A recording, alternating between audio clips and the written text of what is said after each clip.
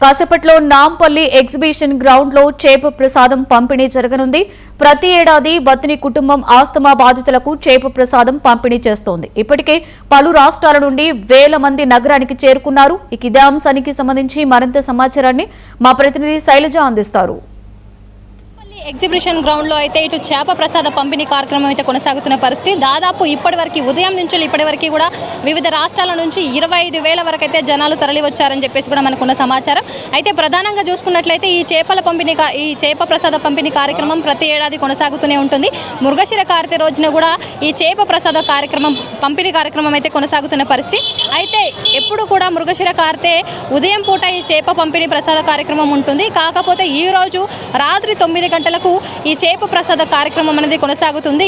ఈ రోజు రాత్రి 9 గంటల నుంచి రేపు సాయంత్రం 6 గంటల వరకు కూడా ఈ ప్రసాదం అనేది కొనసాగుతుంది. రాత్రంతా కూడా ఈ ప్రసాద పంపిణీ కార్యక్రమం కొనసాగుతుంది కాబట్టి దీనికి సంబంధించిన ఏర్పాట్లు కావచ్చు, అదేవిధంగా వచ్చే భక్తులకి ఉన్న సౌకర్యాలు కావచ్చు, ఇవన్నిటిని కూడా ఎప్పటికప్పుడు పర్యవేక్షిస్తున్నామని చెప్పేసి అటు మంత్రి పొన్నం ప్రభాకర్ అదేవిధంగా వాకిటి శ్రీహరి కూడా చెప్పిన పరిస్థితి. అయితే ఇంతకుముందు కూడా ఇటు సిపి సజ్జనార్ మాట్లాడుతూ కూడా ఏదైతే ఈ చేప ప్రసాదం పంపిణీ కార్యక్రమం ఏదైతే ఉందో మరి దానికి సంబంధించి కూడా మేము అన్ని జాగ్రత్తలు తీసుకుంటున్నామని చెప్పేసి కూడా చెప్తున్న పరిస్థితి. ఒకసారి కనుక మనం విజువల్స్లో చూసుకున్నట్లయితే ఇప్పటివరకు కూడా దాదాపు 25,000కు పైగా అయితే జనాలు ఇక్కడికి తరలి వస్తున్నారు. ఇటు తెలుగు రాష్ట్రాలకు కాకుండా వివిధ రాష్ట్రాల నుంచి అదేవిధంగా గతంలో చూసుకున్నట్లయితే దేశాల నుంచి కూడా ఈ చేప ప్రసాదం తీసుకోవడానికి అయితే చాలామంది వచ్చిన పరిస్థితి మనం చూస్తున్నాము. ఆస్తమా ఉన్న వాళ్ళకి ఎక్కువగా ఈ చేప ప్రసాదం అనేది ఉపయోగపడుతుంది కాబట్టి దాదాపు ఎక్కువ మంది ఉదయం నుంచే క్యూ లైన్లో నిలబడుతున్న పరిస్థితి. అదేవిధంగా వారికి సంబంధించిన ఏర్పాట్లు కావచ్చు, అంటే ఇప్పుడు ఫుడ్కి సంబంధించి అదేవిధంగా నీళ్లకు సంబంధించి అదేవిధంగా పడుకోవడానికి ఇవన్నిటిని కూడా సౌకర్యాలు అనేది ఎప్పటికప్పుడు చూస్తూ ఉన్నాము. ఎవరికి ఎటువంటి అసౌకర్యం కలగకుండా ఖచ్చితంగా జాగ్రత్తలు తీసుకుంటున్నామని చెప్పేసి కూడా ఇటు గవర్నమెంట్ అయితే చెప్తున్న పరిస్థితి. అదేవిధంగా దాదాపు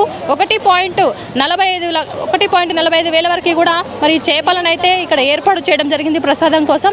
ఇంకా దాదాపు 50,000 చేపల వరకు కూడా ఇటు హైదరాబాద్లో ఉన్నాయి. దాన్ని కూడా తీసుకొచ్చే అవకాశం ఉంటుందని చెప్పేసి కూడా చెప్తున్న పరిస్థితి. దాదాపు 1 నుంచి 3 లక్షల లోపు కూడా ఇక్కడికి జనాలు తరలి వస్తారు ఈ చేప ప్రసాదం అనేది తీసుకోవడానికి. ఎక్కువగా ఇటు ఆస్తమా ఉన్న వాళ్ళైతే ఈ చేప ప్రసాదం బాగా ఉపయోగపడుతుంది కాబట్టి వాళ్ళు ఇక్కడికి వచ్చే అవకాశాలు ఉంటాయని చెప్పేసి కూడా చెప్తున్న పరిస్థితి. అదేవిధంగా 1000కు పైగా కూడా మరి ఇటు పోలీసులను ఏర్పాటు చేసిన పరిస్థితి మనం చూస్తున్నాము.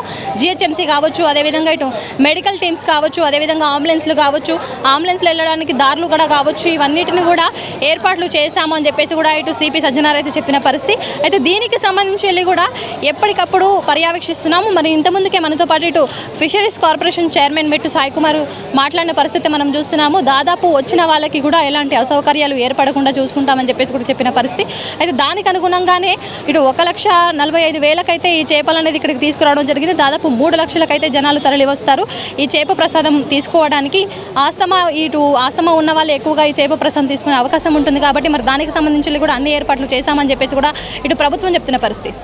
కెమెరా పర్సన్ రసుల్తో శైలజ, 99 టీవీ, హైదరాబాద్.